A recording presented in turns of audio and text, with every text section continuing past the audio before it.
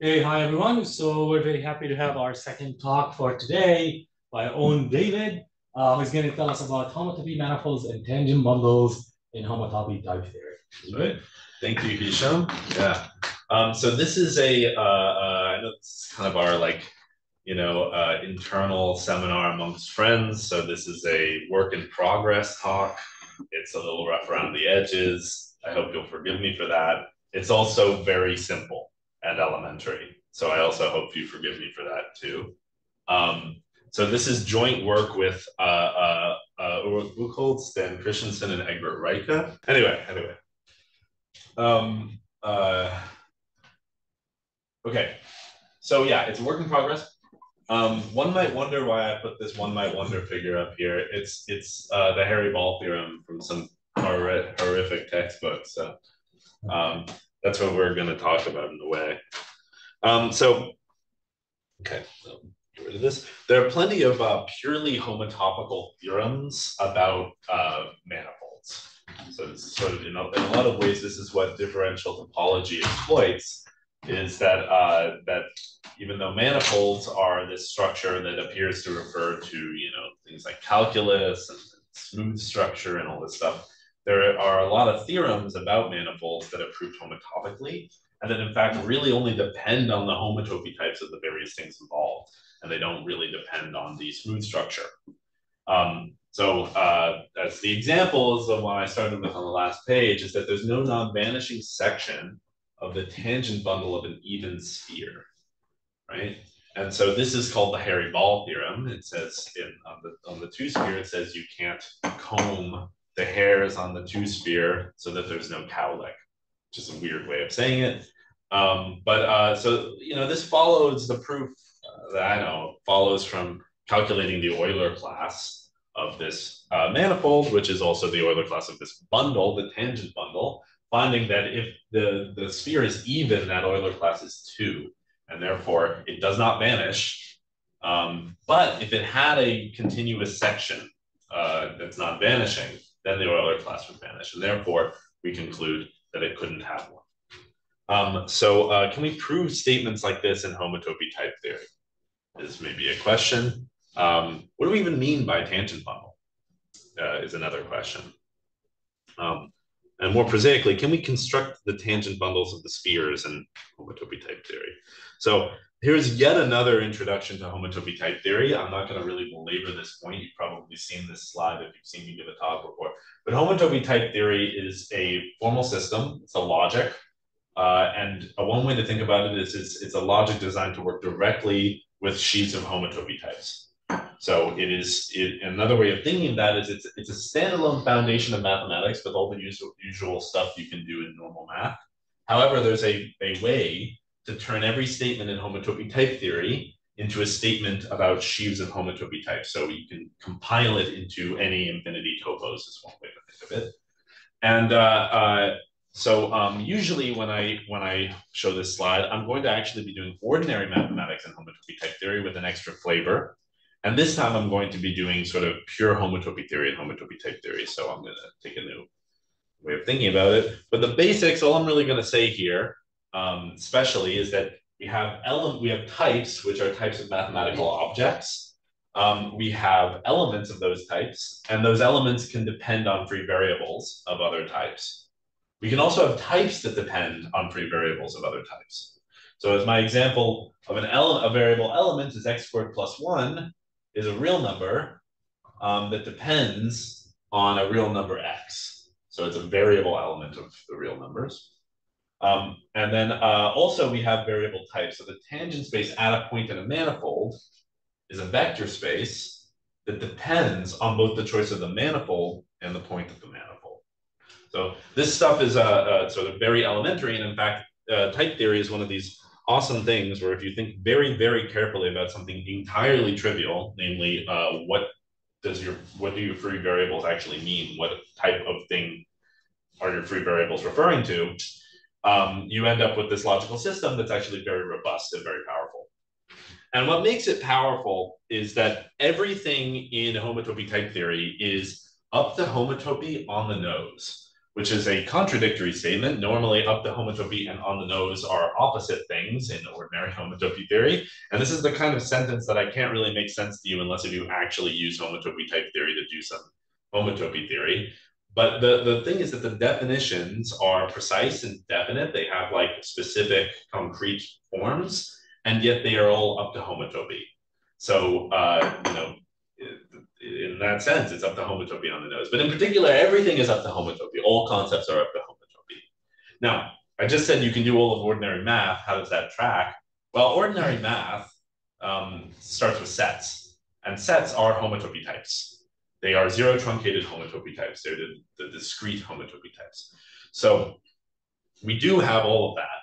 But there's also these other things, these higher types. And those are representing sort of these pure homotopy types, or the classically they are the topological spaces considered up to homotopy.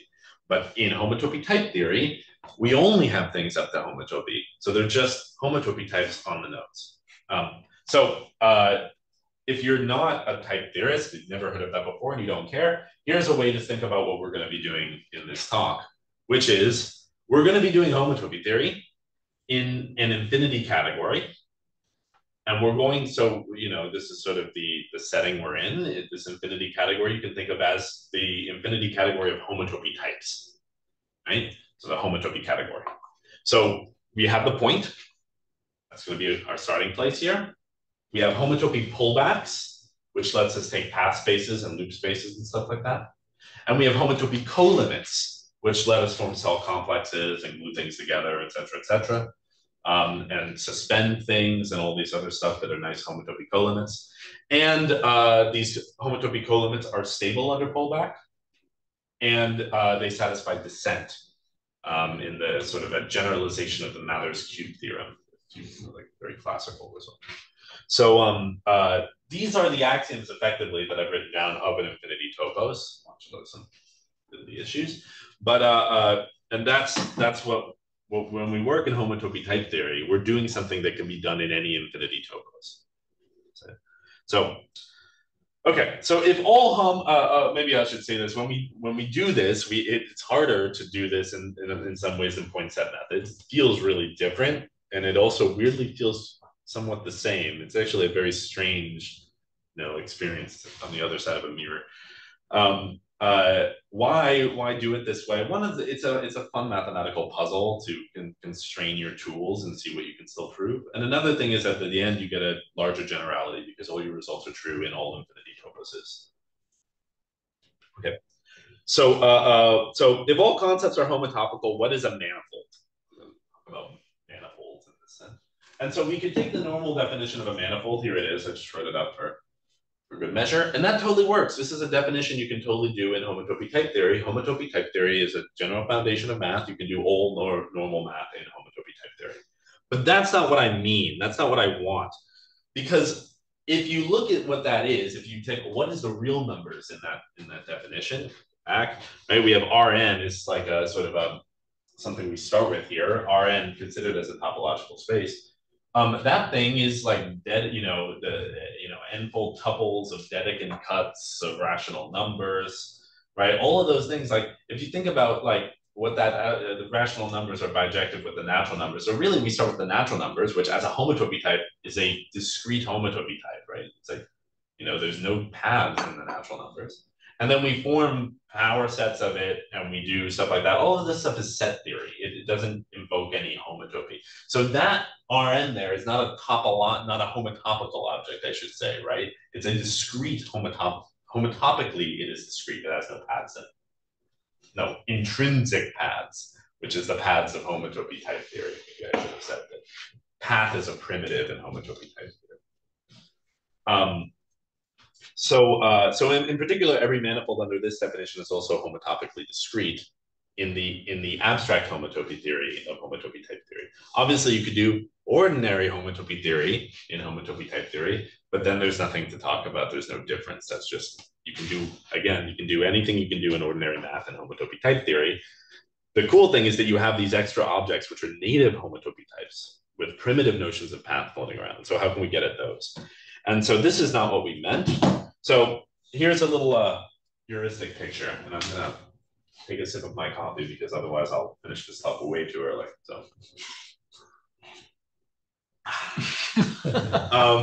so here's a picture. And the idea of a manifold, right, is that, okay, you might have some junk going on, right? But if you pick a point, somewhere around that point is a patch with no junk going on. And so what does it mean to have no junk going on? Well, one way we can think of it is this, is that we have around that patch a coordinate system, right? And in that coordinate system, that determines our tangent spaces, which are the directions we could go at that point, basically our tangent space. Now, the tangent spaces in ordinary manifolds are vector spaces, which are contractible. So let's just agree to remove the center point from that vector space, and now we get something which is homotopically a sphere, and that's interesting.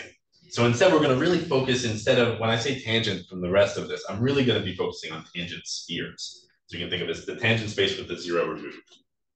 Okay, so around X, we have this open neighborhood, which is like, Rn. So we can take a little open patch around the point, a little open disk, and then there's a sphere that surrounds that disk. And that sphere is like our tangent sphere. And it actually, like, for topological purposes, it embeds in the manifold right around there. So the tangent sphere of the point lives in the manifold in this sense, for topological purposes. And the fact that this is a patch means that inclusion of the tangent sphere into the manifold can be contracted back onto that point. So I've written these two features here. The names are foreshadowing. So here's our tangent sphere, is that dark blue sphere. The contraction there is what we're going to call Cx for the cell around X. And then there's the rest of the manifold, right? This is a notion that you don't often, I should say, maybe if you look at a topological manifold, right? You can actually define tangent bundles. I should remember the people who've done this, but I forget. You can define tangent bundles, and you can do quite a bit of stuff, which is topological features of smooth manifolds often can be done on topological manifolds. Obviously, it's not trivial because there's a lot of homotopy theory and the different ways you can put smooth structures on manifolds as well, which I don't know if we touch at all. But right. So one thing you don't see explicitly is the rest of the space. But when you start looking at the formulas and the proofs that come up, you notice that one feature about manifolds is used all the time. And that is that if you puncture a manifold at a point, right, you get something that's you see this manifold punctured at a point, you see that all the time. And namely, you see in particular the relative pair of the manifold and the manifold punctured at a point. Because that's supposed to be the suspension of this tangent space in a sense, right? It's supposed to be effectively a sphere. And so we can see that here, but we have this problem, which is that if you're using point set stuff, you can always just take the set complement, take the subspace generated by that, that's a new space. So you can derive the complement of a point from the original space, but you cannot derive the homotopy type of the complement from the homotopy type of the original space. That's not a homotopical notion, right? For example, Rn is contractible, which means it's homotopy equivalent to a single point. But if you remove a point from Rn, you get Sn. And if you remove a point from the point, you get empty. And these are very different. So removing a point is not a homotopical action. So we're going to need to separately consider this concept of this complement space. This is going to be an extra data. Yeah. I mean, is this homogeneous for for any X you choose? Right, it would be okay because you said there's some extra junk. I did not get that. Yes, it will be. This will be homogeneous over X, and I'll give a global description of it in a second. So I'm going to give you the local one because this is one of the nice things about homotopy type theory, and I'll use the next slide to explain this. So maybe I'll throw it up there so we can look at it. One of the nice things about homotopy type theory is that quantification for all X is always continuous in the sense that it commutes with paths.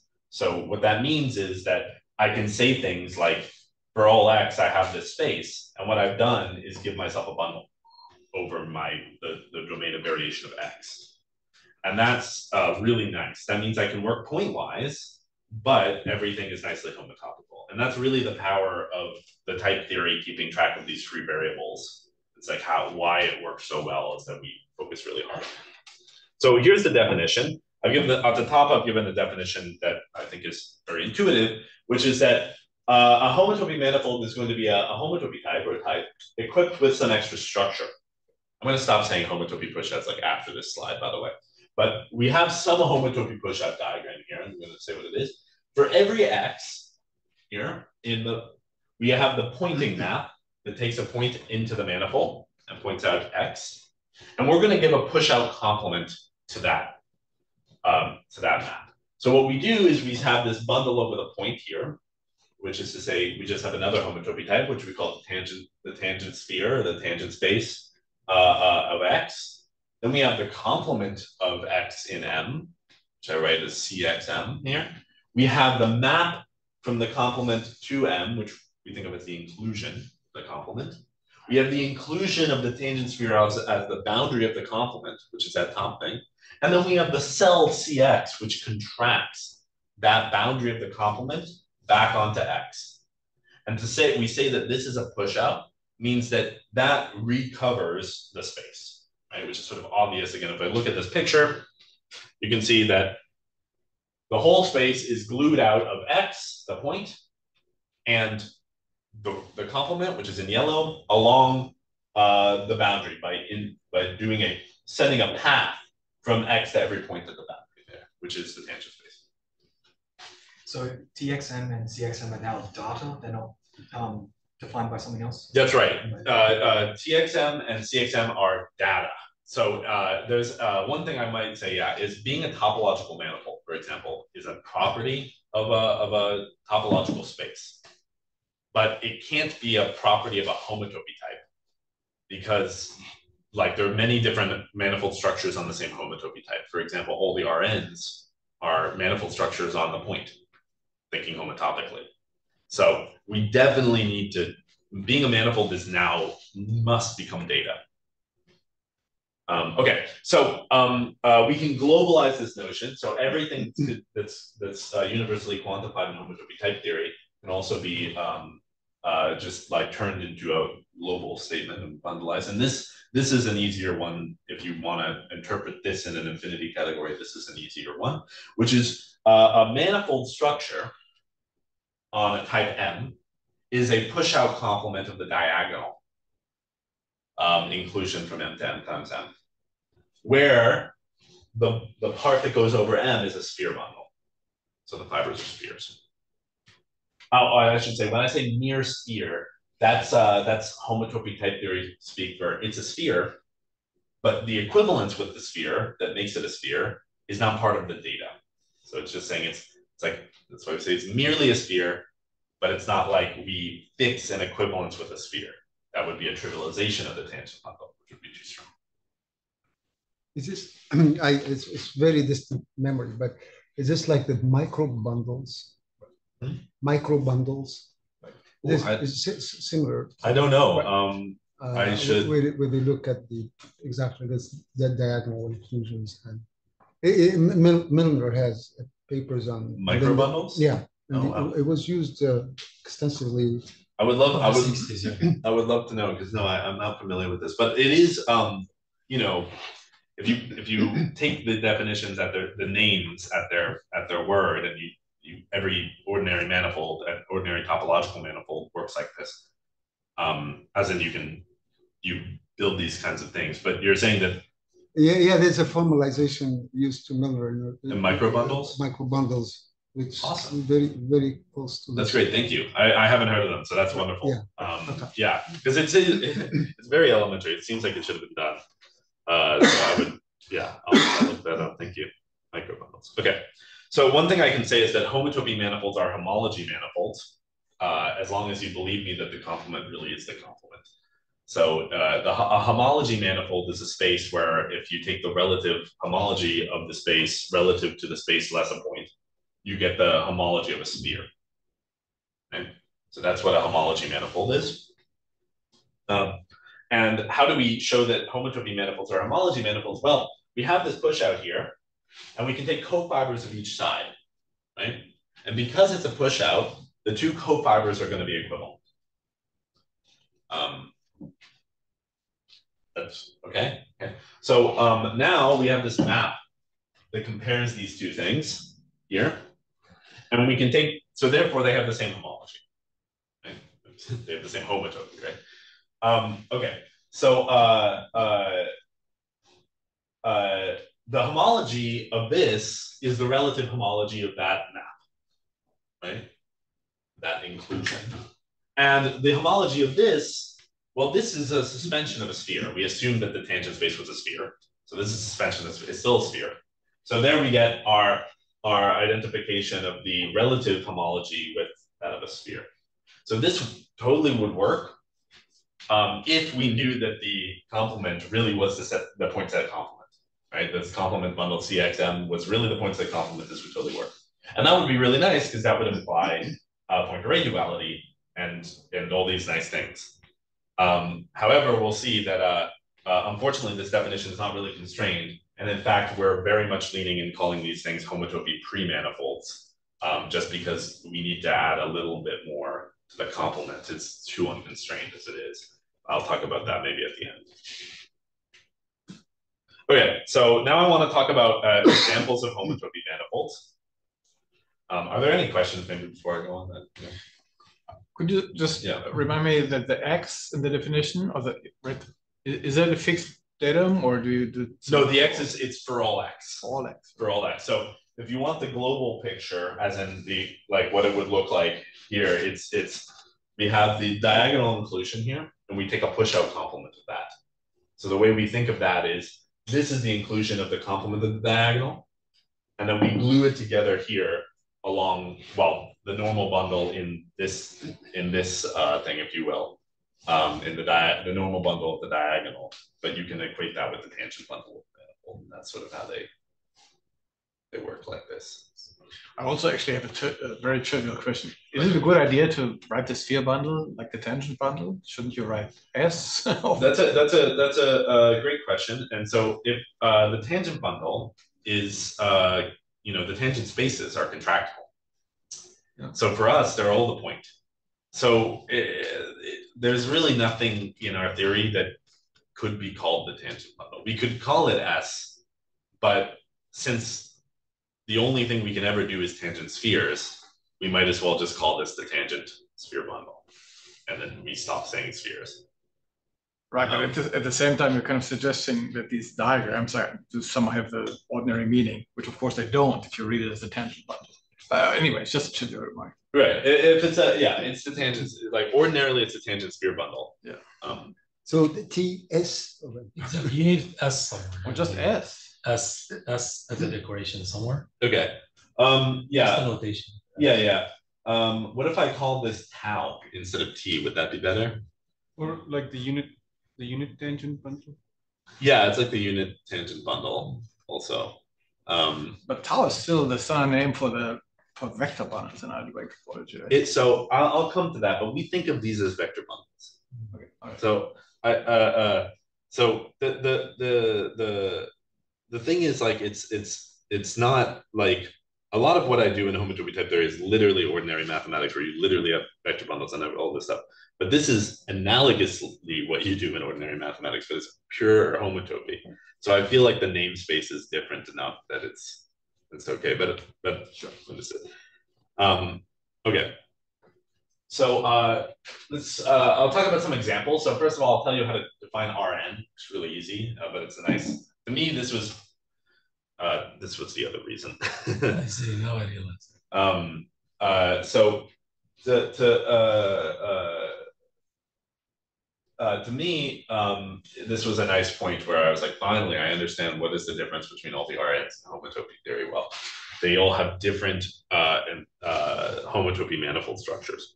We also can get the spheres, and that's sort of the big work of this paper, so I'll tell you about that.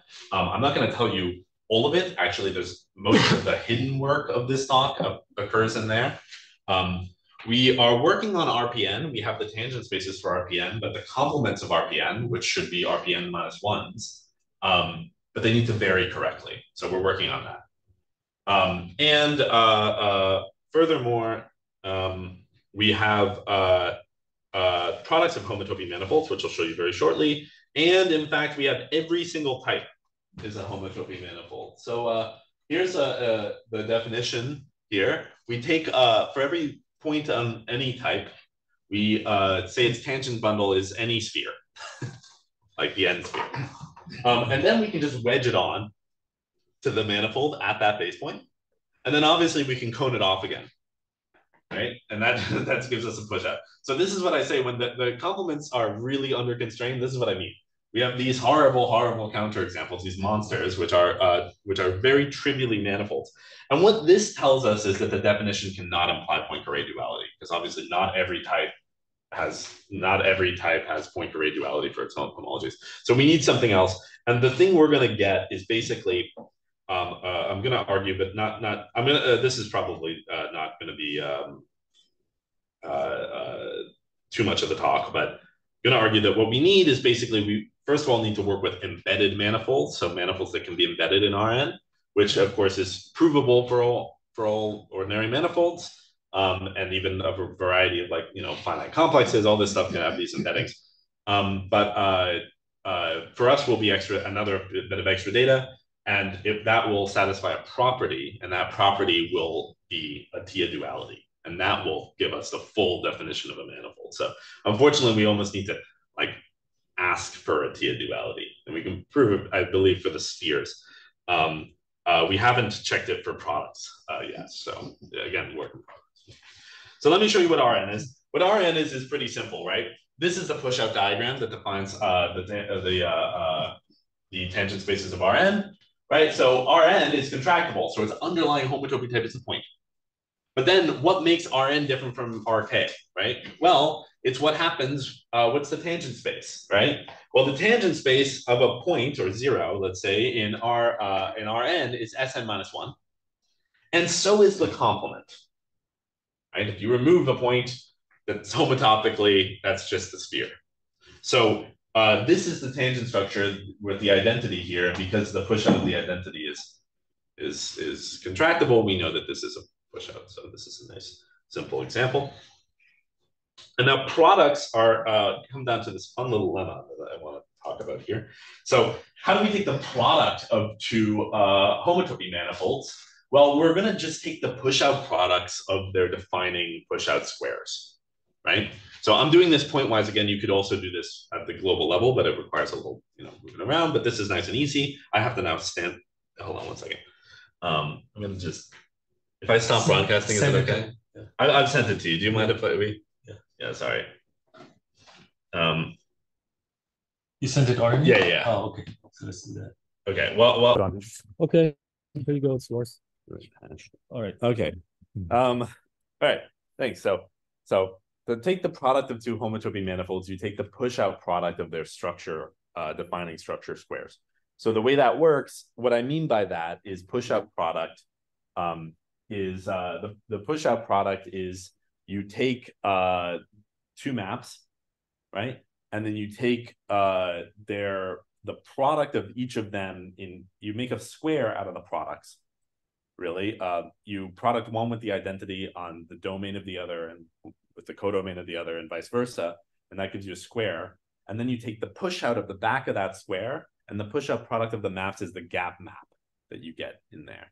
So so when I say the push out product of these squares, what I mean is you take the push out products of the vertical maps, and then you use the functoriality of push out product to give yourself a new square. So the left here is the push out product of these two verticals, which, as you can see, the push out product of two maps over the point gives you the join. And the right one is the push out product of these two over there. So we get something over here. So let me say, why is this a nice thing to do here? Well, why would we do this? One is that the join is going to be, for us, the direct sum. And this is a sense in which we will think of these as vector spaces where the join is the direct sum. And that'll be a theme. So, right, because if this is an n-dimensional manifold, then that's an m-dimensional manifold. Then this is an n-1 sphere, and that's an m-1 sphere. And when we join them together, we get an n plus m-1 sphere. which is the correct dimension, at least, right? Another thing is to note is that if you take the sum of two things, of two vector spaces, and you remove the base point, that's the same homotopy type as taking the two of them, removing the base point, and then joining the results, right? Okay. So and that's a statement that varies well, right? Okay. So on the other side, let's just to understand the complement and why this works for the complement, let's just look at the simplest example I can think of, which is the torus. Okay. So the tangent space of the circle, right, is pretty easy to understand. You're at a point and you have the two directions you can go in that point. So it's a zero sphere tangent space. And so right, so if we're at the point x comma y at the torus, right, what we can see is that the tangent space there is this circle around here. And indeed, if we have these two generating spheres, which I've written in pink and in green, then the tangent space in the green sphere at that point is up and down, and the tangent space at the pink sphere is left and right. And if we take their join, right, what does that mean? That means we connect every point on one space with a point on the other. Again, it's only the endpoints of these arrows. So I connect this with that, I connect this with that, and I connect this one with that one, this one with that one, right? And I get a circle, which is great. That's what I wanted. Okay. What about the complement? Okay. So the complement of this is going to be the push-out product of the two complements. Now, the complement of a point in a circle is contractible, right? If you take out a point of a circle, you get a contractible space. So we have a point up there and a point up there, and this is a circle and a circle. And what happens when we take out the push-out product of two base point inclusions, right? Well, we get the wedge. But which wedge do we actually get here? Well, I should note that the inclusion of the complement is the antipode of the point we're at. And it's obvious, right? The base point, if you imagine you take a point out of a sphere, right? The result is contractible. The natural place to include that is the antipode, which is the other side. You contract it onto the antipode. Okay, so what you get is the wedged at negative x, negative y. And that is the normal thing that you know about. If you puncture a torus, you get the wedge of two circles. So this is the bundle version of that. So that's a sanity check. So what this requires is a little lemma that I think is cool, which is that the push-out product of two push-out squares is a push-out square.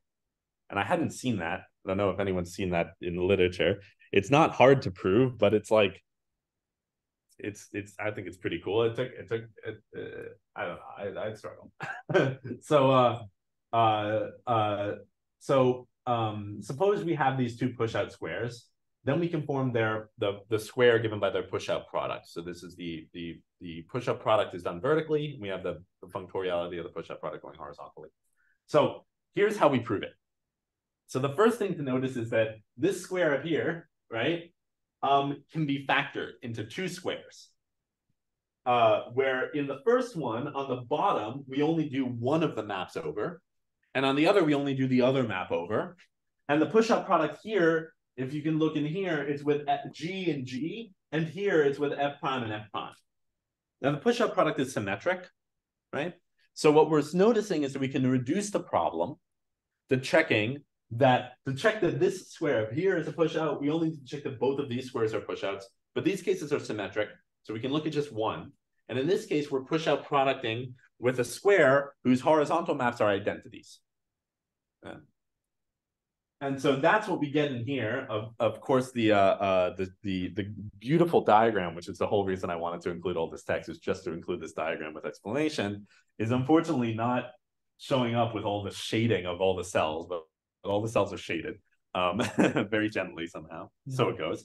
But so the front and back are the definitions of the push-out products. Right?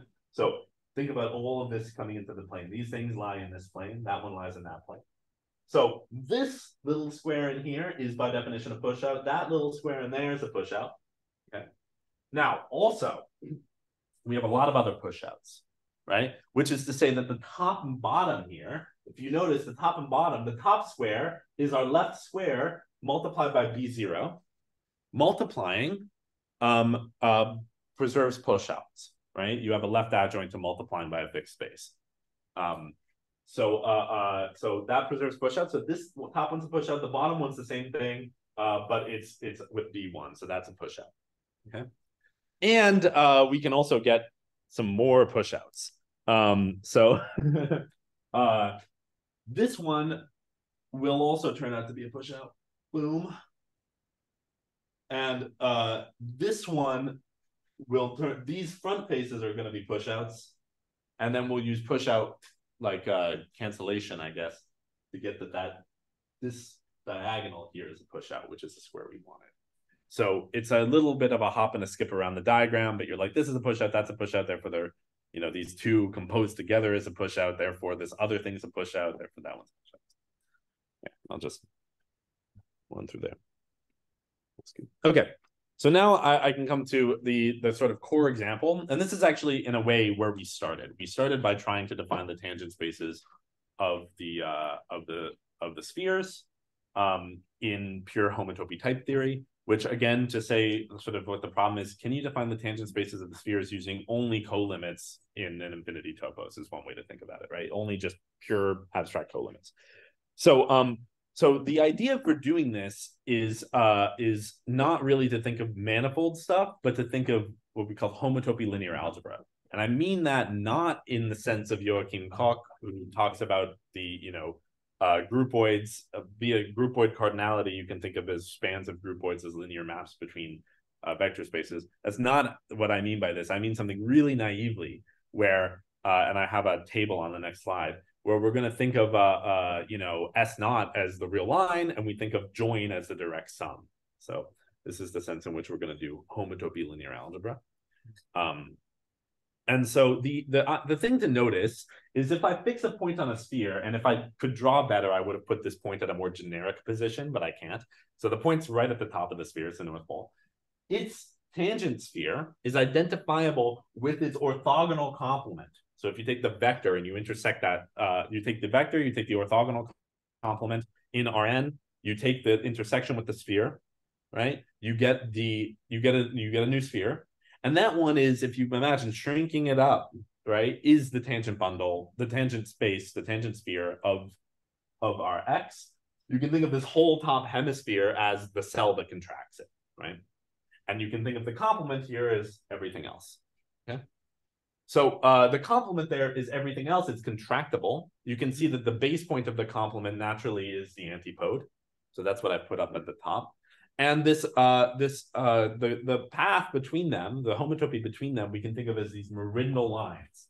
So for every point on this orthogonal sphere, there's a sort of special meridional line that goes through that point from X to negative X. And so that's what we want, where X can vary freely. Of course, the picture I've drawn looks like X is at the North Pole. And of course, it's very easy to describe this at the North Pole. It's the definition of the sphere as a suspension of the lower dimensional sphere. But what we want is to do this variably. And this gives another point of view on manifolds, by the way, is a manifold is like a cell complex, in a sense, where you can continuously remove a cell. So in other words, you can take a point, and then for any point, continuously, you can find a cell around that point that decomposes your space. And in this case, you see that what we're doing is we're desuspending the sphere variably over every point. Okay. Good. So how do we do that? So here's the linear algebra example. Basically, we're going to think of spheres. This is my homotopy linear algebra analogy. You should read it from on the right side first and then the left side, just so you understand, but I wrote it this way, so it says homotopy linear algebra. So we're thinking of spheres as vector spaces, and the way we go from the right-hand side to the left-hand side is by removing zero. So the direct sum of spaces becomes the join, and I've written up the join here. The join is the push out of the two product projections of a product, and I have special names for that. So the inclusions are going to be called in left and in right, or inla, inra. And the homotopy that we glue in is going to be called the glue. Okay. So we're going to think of our scalars R as being S naught. And we'll think of multiplication of scalars as this map mu, which has this form. So mu takes S naught and it gives us an equivalence. And if it's multiplication by plus minus one. Okay, so it's multiplication. And we also need this other thing, which is negation. So negation here, I've written it as A because it's the antipode. of this sphere. Negation is going to be important for us. And then we need, so by the way, I'm just saying, these are the ingredients we need to perform this construction abstractly. There's not really too much rhyme or reason for why we need these ingredients, except that these ingredients are the ingredients we need to perform this construction. So now we need this homotopy, and this homotopy says something very special about the negation. So the homotopy on this side says that if we join A with the identity, that's the same thing as flipping the two join factors. So if you write these as matrices, you would have 1, 0, 0, -1. That's the identity joined A, because A is negation. And the flip, which flips the two join factors, is like the flipping the two elements of our direct sum. That's 0, 1, 1, 0. And there's a sort of obvious homotopy you have between those, which is you rotate by 90 degrees, right? Which I've written up here. So H is rotation by 90 degrees. And now it turns out we also need one coherence law for H. And that coherence law is trivial in the ordinary case. Unfortunately, it's on the big screen, it's blocked by this. So I'll just draw it over here. Yeah, it's built in, it looks like. Yeah. So so our first matrix is 1, 0, right? This is X, this is Y. 1, 0, 0, -1. That's our first basis. We rotate it so that it looks like this. Y, right? Like this. So, and that rotation traces out this point for X. So X of T sort of traces out this arc, right? That's what that rotation does to the first basis vector. And if you look over here, my coherence says that I'm going to take the leftmost inclusion here. So that's the left factor. So this would be my left basis, my first basis vector here. And I'm going to send the homotopy over, right? So that's H. And that homotopy should be the same thing as the glue from X to X, right? And this is in the joined square. So what is X here is a scalar. If X were 1, that's going to be in this direction. If X were -1, it would be the negative of this. So if X is 1, it goes here, right? And when we hit it with the homotopy, it traces out this path.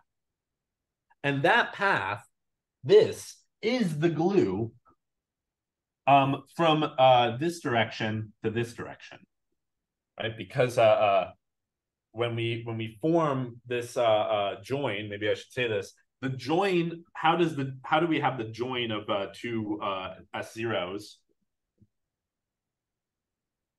is S1, right? This is the sort of feature I'm looking at. Well, we have the two S0s. So we have the left S0, which is 1, -1, but I'll put in left -1, in left 1. And then we have the other one in right 1, in right -1, right? And then we have the glue, and the glue in the join goes from every point of one side to every point on the other side, but I'll draw it in a very nice way. We have this one, it's always going to go from in left to in right for me, and it's going to be called glue. So this is glue 1, 1. This thing here is glue -1, 1. This thing here is glue -1, -1. And this thing here is glue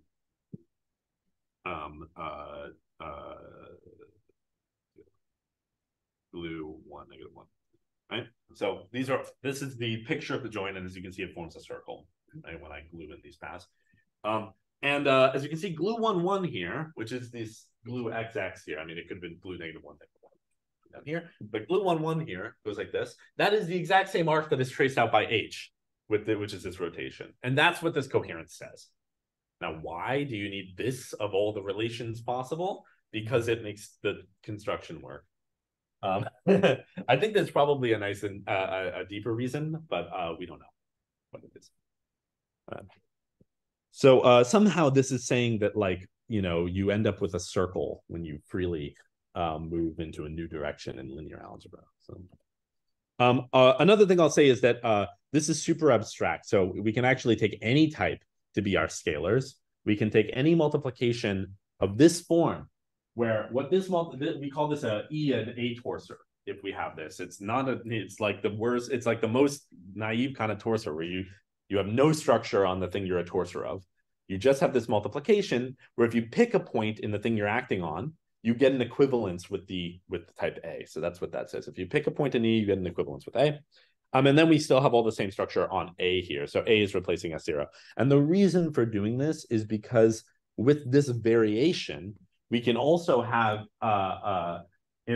E can be anything. It could also vary in things. And this is what this extra variability gives us the tangent spaces of the RPNs, where we have this equivariance of Z mod 2 equivariance. So I'm not going to cover that, but okay. How much time do I have? Let's see. We had a break. Sorry. I lost track. Maybe 10 minutes? Sure. Yeah. Great. Perfect. Maybe even too much. Okay. Wonderful. Here's how we're gonna construct this. So by the way, all the work is secretly happening in this slide, and it's not written. So just to let you know what happens here. So we're gonna define the tangent bundles, right? And we're gonna define them inductively.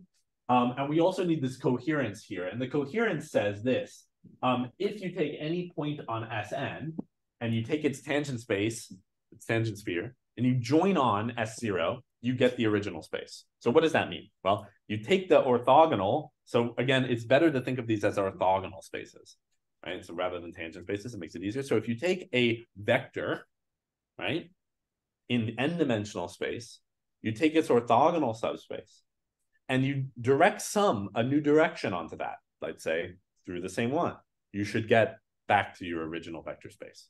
And that's how we think of it. So again, we think of join as direct sum, we think of S naught as R, and so on. So that leads us to this definition. We're going to define the tangent space on Sn plus 1, which is the join of S0 and Sn. And so when we're in the left factor, right, we're taking, in other words, again, thinking of orthogonal spaces, we're taking the orthogonal space to a point in Rn plus 1.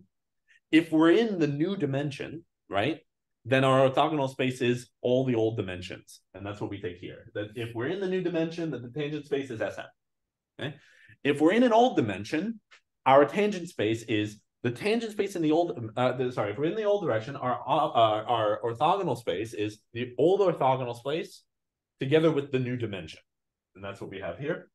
And then we need to define what it does on glue. So if you remember, this is a push out. So from the path on glue, we need a path between spaces, which is a homotopy equivalence. So we need to give a homotopy equivalence between these, and this is where we use our inductive step, where we use this coherence. So what do? We're going to join with the previous step, and we're going to effectively multiply by negative S. So if we're going into S, we multiply by negative S. That's what this expression, I mean, it's written in this particular form because, again, it's more abstract and more general, but it also, you just need things to cancel, right? But it's multiplying by negative S. And when you can run through with the circle and you just watch this build the tangent space of the circle out of it, which is nice. The tricky part, so that's not bad at all. The tricky part is doing theta, because theta, as you can see, lands in it's a dependent function type, if you will. It defines a section of a certain bundle. So when you're defining its action on glue, you actually end up having to prove a homotopy between these things, and that requires a few lemmas. And that's, by the way, where we start to use all the facts we had about. So defining theta is where we use all those axioms I put up on the last slide about the antipode and its relation to swapping sides. Okay, so it turns out that like this, it's really easy to write down a definition that looks like this that doesn't work, by the way, which we certainly have. Getting the one that does work does require everything on that last slide, and I really want to point out Dan Christensen has done a really fantastic job making this really work, figuring this out, and formalizing it. So this is entirely formalized now in Coq, which is pretty cool. So that gives us the tangent spaces of spheres, and it gives us the whole manifold structure on spheres. So I want to just make an aside and talk about the Euler class for a second, because here's how we can prove the Harry-Ball theorem. So this may look a little complicated, but I actually think that this is really quite a simple way to define the Euler class once I tell you how to read this. So the thing to note is that when I say B on Sn minus 1, in homotopy type theory, this is just the type of n minus 1 spheres. In other words, the type of types which are somehow equivalent to the n minus 1 sphere. Right? So that's what makes this diagram really easy. Once you know that, it becomes really easy. So the tangent, the function here that goes from Sn to B odd Sn minus 1 is just a function that takes a point to its tangent sphere. Right? And now what we can do is we can truncate that tangent sphere. Right? And my claim is that that is the Euler class. You take your tangent spheres and then you truncate them to their appropriate dimension. That's it. So that is a bundle gerbe. And it's this homotopy type that varies over the space, right? However, it's not like a very nice one yet, because you might be wondering, I thought we could only define Euler classes for oriented manifolds. So yes, we don't get a simple cohomology class if we do that. We get something in here, which is in the automorphisms of the kz n minus 1. Why? Well, if you take the n minus 1 sphere and you truncate it to dimension n minus 1, you get a kz n minus 1, right? So if you take anything that is equivalent to an n minus 1 sphere, and you truncate it to n minus 1, you get something equivalent to a kz n minus 1. And this is the type of things that are equivalent to kz n minus 1. Okay, so if we take pi naught here, right? And what is taking this pi naught here? It's really, one way to think about that is that this pi naught should go beyond the b and become a pi 1. So this is the just taking, not pi 1, but the 1 truncation. So this is taking the 1 truncation of this type. And if we do that, right, it deloops the pi naught of automorphisms of the S sphere. That's Z mod 2. So this is a BZ mod 2. Say it, I said it fancy, but it's a BZ mod 2. And so we can take the 0 here, and an orientation trivializes this. And so we could go into that, but an orientation on the sphere is basically a homotopy class of homotopy class of equivalences with the Sn sphere. So in here, we just know that the tangent space is equivalent to the S minus 1 sphere. And then here we pick a connected component of the type of equivalences, right? Okay. So once we've picked one of those connected components of the type of equivalences, that's an orientation, right? So that can lift up into here, which is, I put op plus for oriented automorphisms. So these are automorphisms that preserve the orientation. And similarly, we can do it on this side, of course, right? This is just, these are fiber sequences. This is truncation. Automorphisms of Z and automorphisms of the circle, the spheres agree on pi naught, which is they're both Z mod 2. So this is agrees here. And over here, right, when we take the 5 over here, we get this thing, which is oriented automorphisms of KZM minus 1. And it's a really nice theorem of most of my co-authors and Yarl Flex and Texeris. The paper is called Banded Types. That all of my co-authors and Yarl, this thing here is always a KZN. So this is actually a general thing that works for any abelian group. So these are called banded types. So what is an element here? This is something which is an element in here is some type which is equivalent somehow to KZM minus 1, together with what we call a band, which is a connected component of that type of equivalences. So it's a type equipped with a connected component of the type of equivalences to KZM minus 1. Okay? So that's what we call the band on the type. Anyway, so when you compose these two maps, you get this map from Sn to this KZN, and that represents an integral cohomology class, which is the Euler class. So again, the Euler class is just, you take the tangent bundle and you truncate it above its dimension, giving you a Z bundle gerbe, which we interpret as a cohomology class. And I think this is one of the fun things in homotopy type theory. Everything's like, it's like astonishingly difficult to do the simplest things in homotopy theory, and astonishingly easy to do some of the high-tech things in homotopy theory. So it's very on its head. So I'm going to end with this slide. When I was writing this up, I think I realized that one of our sort of sketches was slightly mistaken. So hopefully we'll fix that, or I'm mistaken about being mistaken, which is perfectly common. for me. So, but anyway, so I thought I had a really nice, simple explanation of this, but now I have to replace that with a miracle occurs.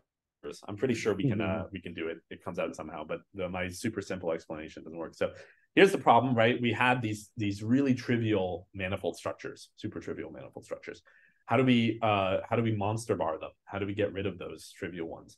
Well, we need the duality theory of manifolds. That's like actually really what we want from this, and that's if our definition could actually refer to the point set complement of in this definite if C was actually the point set complement, we would have this. So it's really the fact that the complement is unconstrained that gives this problem. So one way is that there's a natural notion of morphism between manifolds, and it's very easy to upgrade that to a notion of embedding of manifolds. So there's a sense in a morphism of manifolds is effectively a map for which the maps that make the obvious squares commute, or the obvious, in this case, cube commute.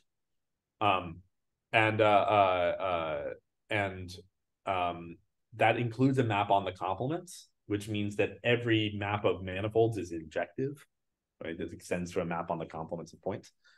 And so to make it a embedding means that when you map the tangent space, there's another join factor that together join to the tangent space of the codomain. So it's embedding if you can separate the tangent space of the codomain as a direct sum. And if you just look at what an embedding is to Rn, that means you have this normal bundle of an embedding into Rn. So you have this normal bundle which trivializes the tangent bundle. And then you fiddle it around a bit and you get this map from the smash of your manifold with the Tom space of the normal bundle going into the sphere. And so this is a map that gives you a map in stable homotopy between the manifold and the dual space of the Tom space of the stable normal. So this is the it's under here. But this thing, if you infinitely suspend it, it's a stable normal bundle, right? The reason it's just, if infinitely suspending it is the same thing as taking the Tom space of you could just embed in larger and larger RNs too, because Tom commutes with suspension. So, or Tom of direct sum is suspension with something trivial. So you get this map. You can ask this to be an equivalence. The point of this is that it's sort of data on its property of an embedded manifold to have duality. That's what we're really going for here. That statement down there, which is that you have the stable equivalence between M and the dual of the normal bundle, is a Tia duality, and this is quite strong, and it implies, for example, Poincare duality, but all these other nice things. So that's where we're going with this. Our goal is to do this and to prove, for example, that products of manifolds also can be products of embedded manifolds can be embedded, and that this property goes to the product as well, so that we can get our nice duality structures on generalized forces. Okay. Great. Thank you, David. Any further questions for David?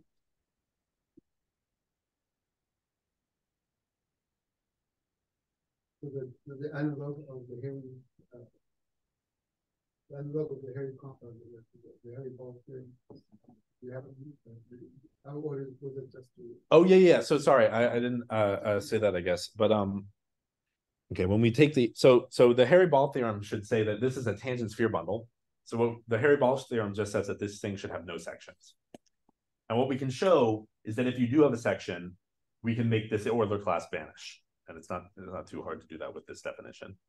And so we then can use sort of the more traditional methods to compute the Euler class, or something, not maybe more traditional, but it then becomes a cohomology class where we're asking the question of what does this equal, and we can do we can show that it equals 2 if it's even and 0 if it's odd. That doesn't give us a section for odd spheres, but it does tell us that you get the hairy ball theorem. So. Good. Any other questions? Okay, if not, let's thank David again for the main slot. Thank you, David. Thank you. Sorry for the technical difficulties here. Let's see.